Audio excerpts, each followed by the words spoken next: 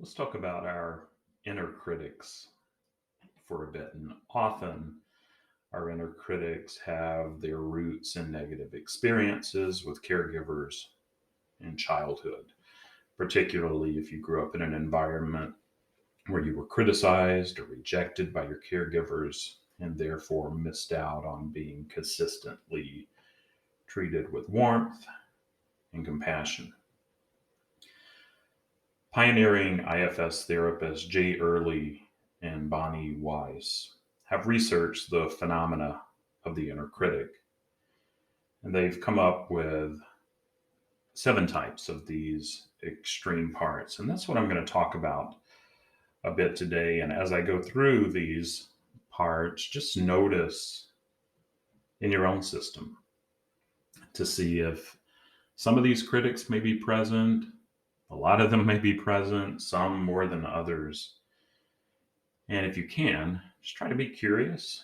And I know it can be hard sometimes, and just be curious to those parts that may come up in reaction to these critics. But if we can be curious and see that they're doing the best that they can, often carrying burdens and doing jobs that they don't want to do, they were never intended to do, and we can just gain more understanding and can extend more self and self energy to our systems.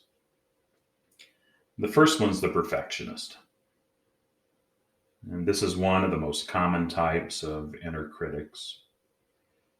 And its positive intent is usually something around trying to get you to do things perfectly, to protect you from the judgment of others. The perfectionists are often procrastinators that often struggle with completing things, always believing that constant tinkering will protect you from negative feedback. The inner controller. This critic is usually one that tries to control addictive impulses such as eating, drinking, drugs, sexual activity, and is often polarized with a firefighter or more reactive part who it fears will take you over and cause chaos at any moment. Number 3 is the taskmaster. The taskmaster. This critic pushes you to work hard to become successful in society. Taskmasters are often polarized with the procrastinator. At its core, it holds extreme fears that you may be pretty lazy and that you'll be judged as a failure if it does not push you to keep going. It has to work really hard.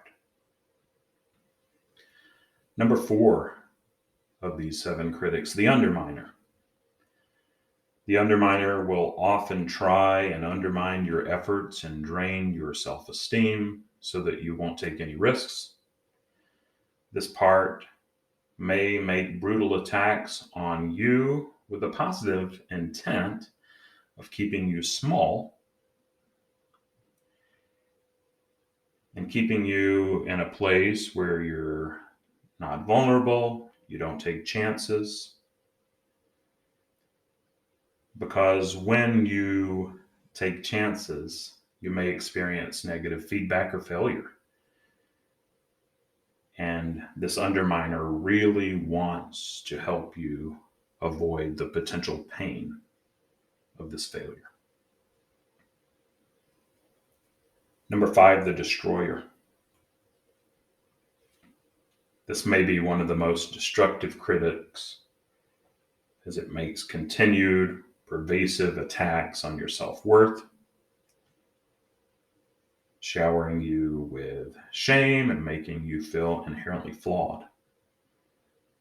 Sometimes it's helpful to notice when you're compulsively apologizing, because it's quite likely that the destroyer is active during these times. And at their extreme, the destroyer parts hold beliefs around being safer, or at their most extreme, more preferably, to even not to exist.